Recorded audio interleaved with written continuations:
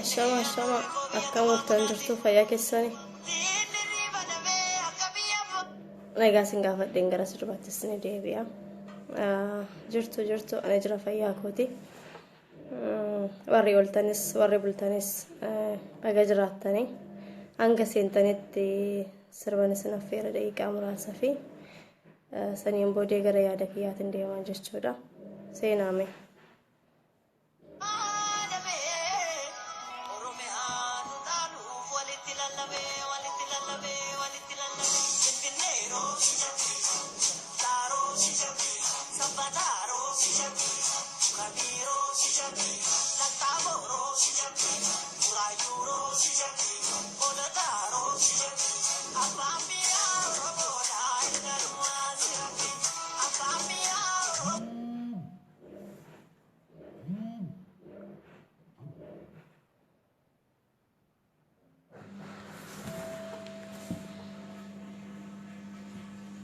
Okay. Sirbaatti isiniif hin deebi'e rakkoo hin qabu. Dursa baga jiraattan hundi keessanuu mee har'a obsee maal fidee dhuftee jechuun ooltanii walaloo isin qabu. Garuu waan muraasa tokko dubbadhee bahuu barbaadeen dhufe har'a.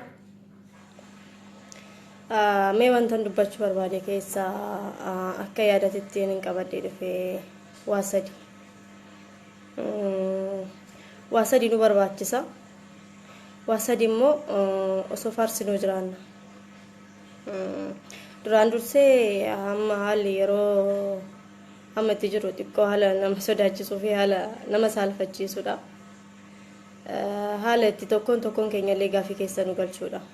Haa ta'u ka anis akka intala Oromoo tokkotti maaltu narraa eegama waan jedhu laaleen waa dubbachuu dhufe.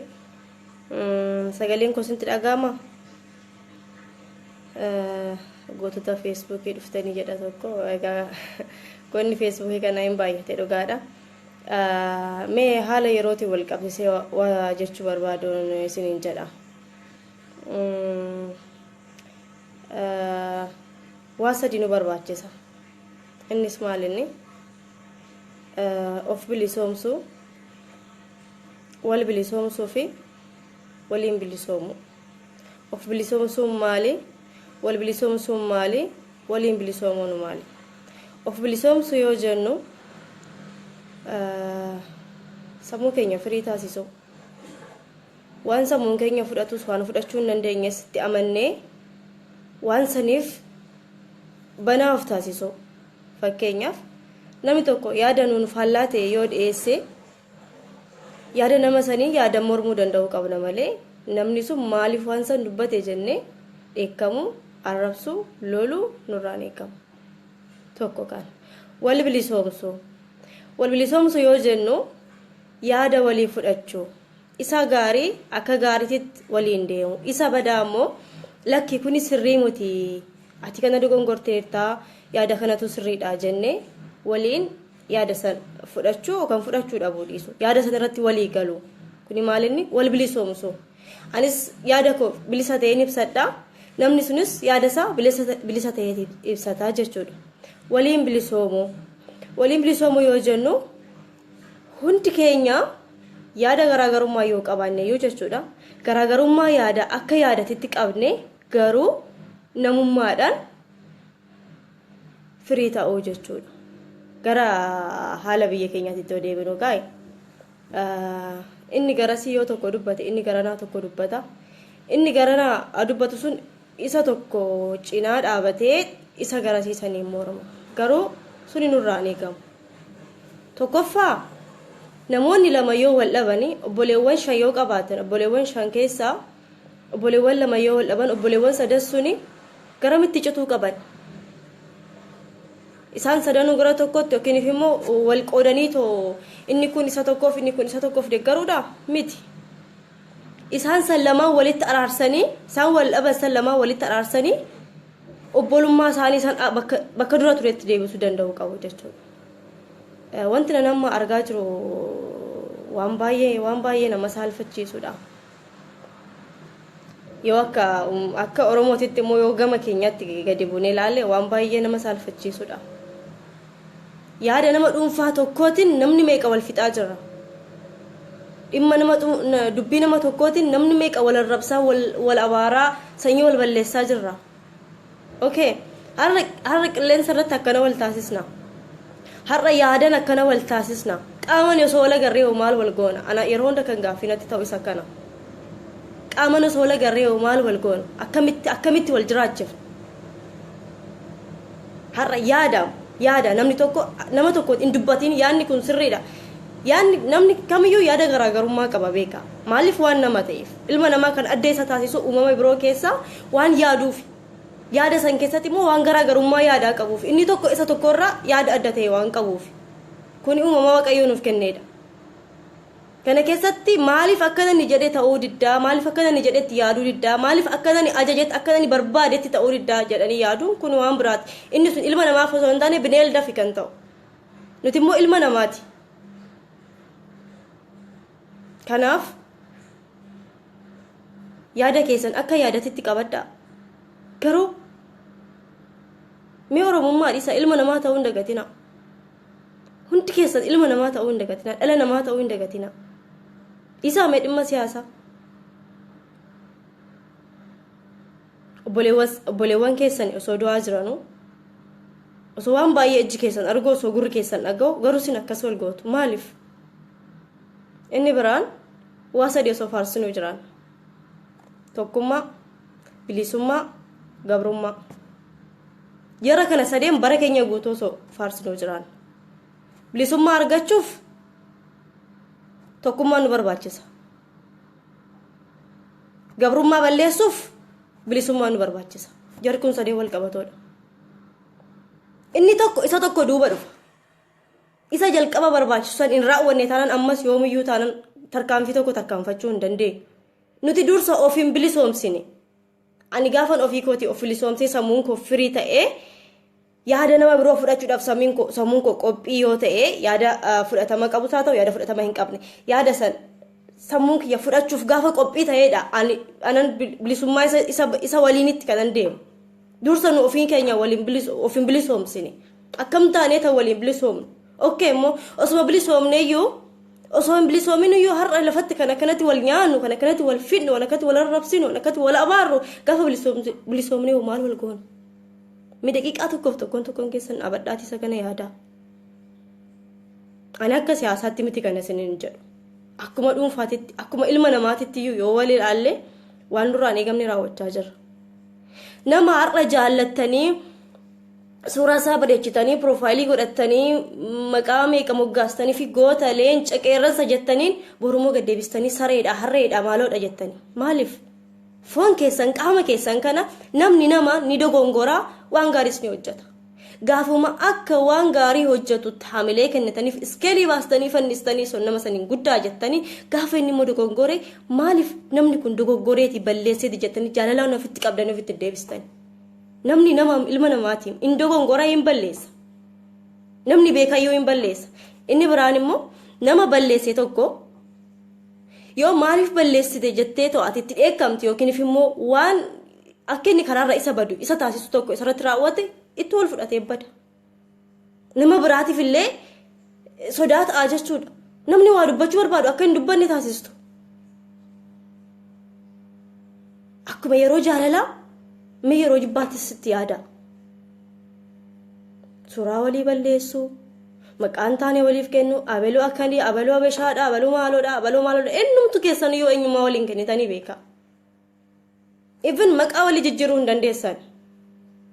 Ana yoon ta'e ana ati si yoo taate si namuti jijjiiruu hin danda'u. Isa foon kee keessa dhiiga kee keessa qaama kee keessa jiru namus irraa fudhachuu hin danda'u namusii kennuu hin danda'u. Mee of bilisoomsa of ta'aa dura of ta'ame ani maaltu narraa eegama ani maalan hojjedha ani itti gaafatamummaan kiyya maal inni jedhaaf gaafadha. Mee waliin nyaatina. Akkamitti biyya bilisummaa Oromiyaa bilisummaa aga yoom gootti? Waan kana osuma faarsitanuu bara keenya finna jechuudha. Yoo wal in bilisoomsin yoo of in bilisoomsin waliin bilisoomuu hin dandeenyu kana beeka. Dursa ofii keessan sammuu keessan diktaatara hin godhina sammuu keessan firii godhaa. Waan gaaris waan badaas fudhachuudhaaf sammuu keessan open godhaa banaa. akkuma nam afaan ittiin nama arrabsitan san qubni keessan isa afaan badaa waan badaa barreessu saniin mee waan gaarii ani yoom dogongoree jiraadhe obsee dogongortee jirta waan kun sirrii muti irraa deebi'i ati obboleetti keenya namni tokko dhufee dogongoree jira ati dogongortee jirta wanni kun sirrii muti okay yoo nuti akkana wal goone mee eenyu dhamee kan dhufeeto iccitii keenya nuuf dhobsu eenyudha kan dhufeeto kabarnu godhu erga nuti waliin dhoksine erga nuti waliin gorfanne erga nuti balleessaa keenya walitti himne erga nuti gaafa dogongoruu baasnee wal ganne akka meeshaa cabaa okay eenyudha mee kan dhufeeto dogongora keenya irraa nu deebisu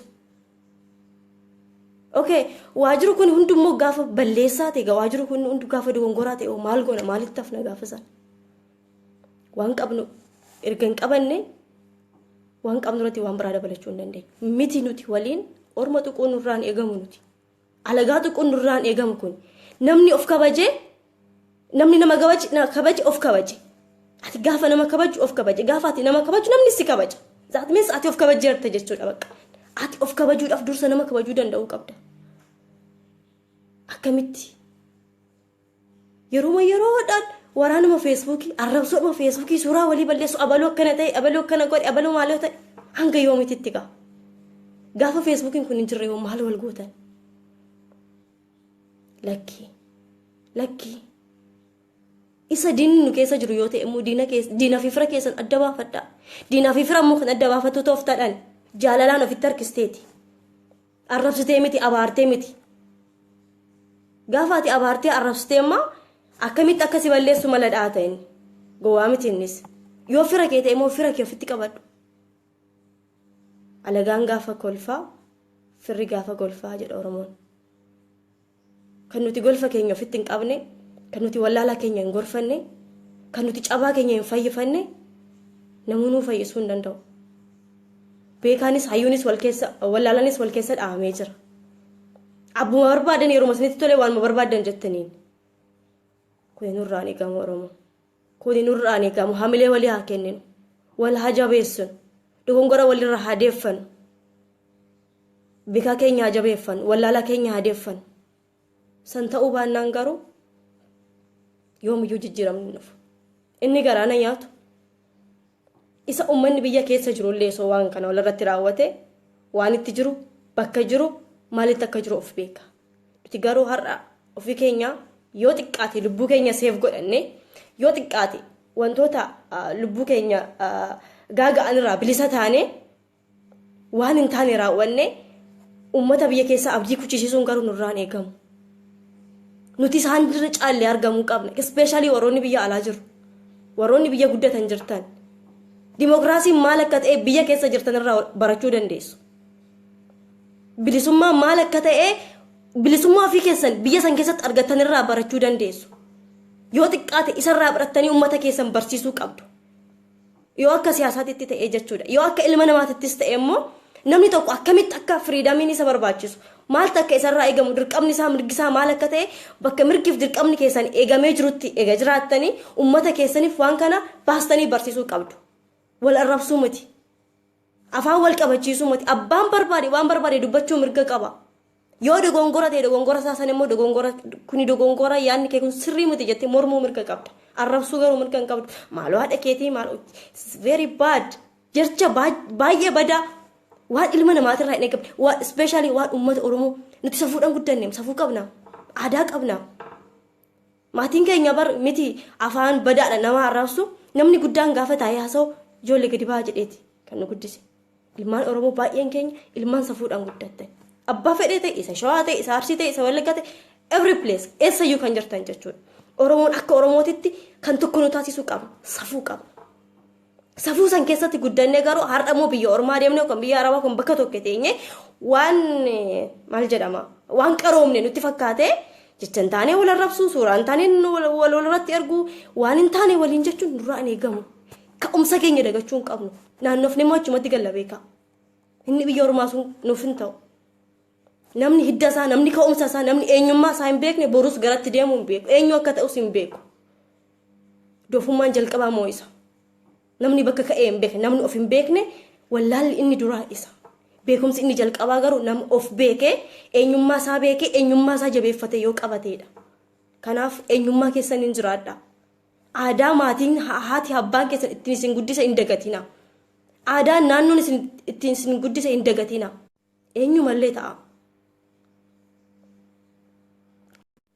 Rabbii jedha.